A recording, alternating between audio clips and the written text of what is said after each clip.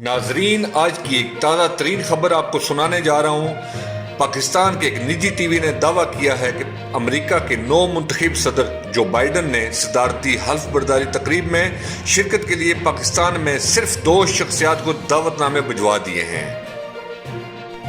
ये एक ऐसी खबर है कि जिससे वज़ीर आज़म इमरान खान भी हैरान और परेशान हो गए हैं।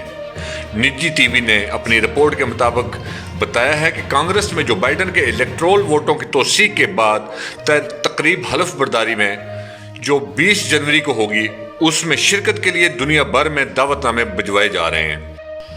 इस ज़माने में जो बाइडन ने पाकिस्तान में पीपल पार्टी के चेयरमैन बिलावल भुट्टो जरदारी और पाकिस्तान के साबिक सदर आसफ अली जरदारी को तकरीब हल्फ बर्दारी में शिरकत के लिए दावतनामे भिजवा दिए हैं और ये खबर बाकियों के लिए बिजली बनकर गिरी है।